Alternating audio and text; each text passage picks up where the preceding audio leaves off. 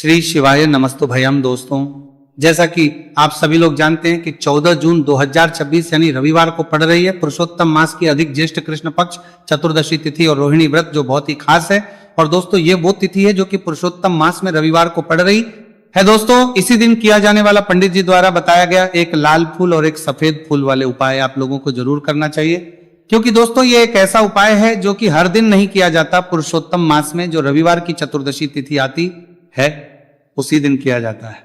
अगर आप लोगों ने इस उपाय को नहीं किया है या किसी कारणवश नहीं कर पाए हो तो इस पुरुषोत्तम रविवार चतुर्दशी तिथि के दिन इस उपाय से मत चूकना। दोस्तों देखिए, ये दिन इतना खास होता है, इतना महत्वपूर्ण होता है। देखा गया है कभी कभी बड़े बड़े पूजा पाठ अनुष्ठान से जो मनोकामना पूर्ण नहीं होती है, वह पुरुषोत्तम रविवार के दिन एक छोटे से करने से ही आपकी मनोकामना पूर्ण हो जाती है।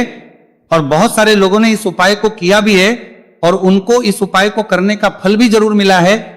अगर आप लोग भी इस उपाय को इस रविवार के दिन करना चाहते हैं तो आप इस उपाय को पहले अच्छे से समझ लेना, सुन लेना, उसके बाद करना। आपको इस उपाय का फल जरूर मिलेगा, आपकी सभी मनोकामनाएं पूरी हो जाएंगी।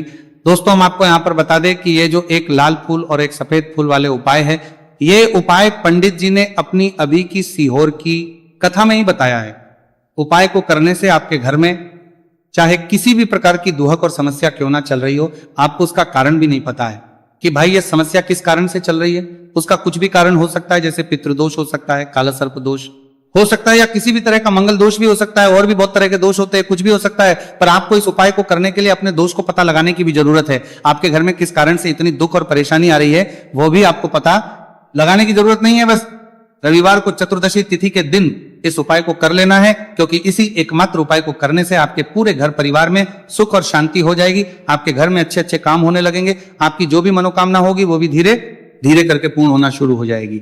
अब हम समझते हैं इस एक लाल फूल और एक सफेद फूल वाले उपाय को आपको करना कैसे है, किसको करना है, किस करना है और कैसे करना है। देखो, उपाय बिल्कुल आसान है, बस समझने वाली बात है, ध्यान से समझिए। उसके बाद ही आप लोग जो है इस उपाय को जरूर कीजिएगा। सबसे पहली चीज हम लोग ये समझते हैं कि इस एक लाल फूल और एक सफेद फूल वाले उपाय को इस आने वाली रविवार चतुर्दशी तिथि के दिन किसको करना है। तो देखिए, इस उपाय को घर के सभी सदस्यों को करने की बिल्कुल भी जरूरत नहीं है। घर में से कोई एक मुख्य बड़ा सदस्य इस उपाय को करेगा तो उस घर परिवार के सभी सदस्यों को इस उपाय को करने का फल मिल जाएगा। पर वो बड़ा सदस्य कौन होगा, कौन व्यक्ति इस उपाय को करेगा, तो यहां पर देखिए हम आपको बता दें, घर की जो बड़ी माताएं बहनें होंगी, घर की बड़ी माताओं बहनों में से कोई भी एक माता बहन इस वाले उपाय को कर सकती है। अपने पूरे घर परिवार के लिए घर में सभी सदस्यों को इस उपाय को करने की जरूरत नहीं है। मात्र घर की जो माताएं बहनें हैं उनमें से कोई भी एक माता बहन इस वाले उपाय को करेगी तो उसके घर परिवार के पूरे सदस्यों को इस उपाय का फल मिलेगा। अगर किसी कारणवश माताएं बहनें घर में उपस्थित ना हो या वो इस उपाय को ना कर रही हो, कुछ दिक्कत हो, तो भाई उस जगह पर फिर घर का कोई बड़ा व्यक्ति भी इस उपाय को कर सकता है। माताओं बहनों के कहने का मतलब यह था कि माताएं बहनें घर की लक्ष्मी होती है। जब घर की लक्ष्मी कोई उपाय करती है तो निश्चित ही भगवान शिव जी जल्दी प्रसन्न होते हैं और उपाय का फल में बहुत जल्दी और बहुत बड़ा करके भी यहां पर देते हैं। तो आप लोग ये बात समझ गए होंगे। अब हम ये बात समझते हैं कि इस वाले उपाय को हमें करना किस समय है। एक लाल फूल और एक सफेद फूल वाले उपाय को हमें चतुर्दशी तिथि के दिन करना किस समय है। तो देखिए, इस उपाय को करने का जो समय है, सुबह का समय भी है और शाम का समय भी है। अब देखिए, यहां पर हम मुख्य रूप से सुबह का समय नहीं बोलेंगे, क्योंकि देखिए ये जो चतुर्दशी तिथि है, और आप सभी लोग जानते हैं रविवार चतुर्दशी तिथि के दिन का प्रदोष काल का मतलब शाम का जो समय होता है ना, इस दिन भगवान शिव जी का सबसे प्रिय दिन होता है। तो आप लोग इसे एक लाल फूल एक सफेद फूल वाले उपाय को सुबह के समय भी कर सकते हो और शाम के समय प्रदोष काल में भी कर सकते हो। सुबह के समय अगर कर रहे हो तो 10 या फिर 11 बजे तक भी अगर उपाय करोगे तो भी आपको उपाय का फल मिलेगा। वही अगर शाम के समय कर रहे हो तो इस दिन जरूर शाम के समय का ध्यान रखना कि शाम के 6 बजे से लेकर 7 बजे के बीच में अगर आप इस उपाय को कर सकते हो तो बिल्कुल कर लेना, पूरी कोशिश करना। पर अगर किसी कारणवश इस समय के बीच में ना कर पाओ तो रात 8 बजे तक भी अगर आप उपाय को करोगे तो आपको उपाय का फल जरूर मिलेगा।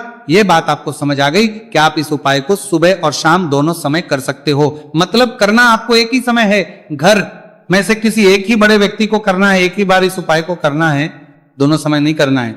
आपको जो समय अच्छा लगे आप उस समय पर इस वाले उपाय को कर सकते हैं। तो चलिए जानते हैं इन विशेष उपायों के बारे में।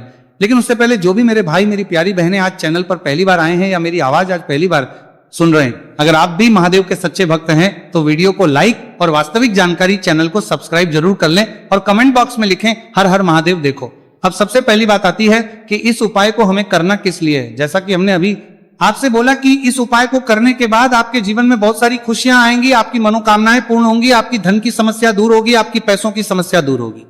अब देखिए, अगर आप लोग सोच रहे हो कि भाई हमें अपना घर बनाना है पर घर बनाने के लिए पैसा नहीं है, हमें गाड़ी लेना है पर गाड़ी लेने के लिए पैसा नहीं है, हमें जमीन लेना है पर जमीन के लिए पैसों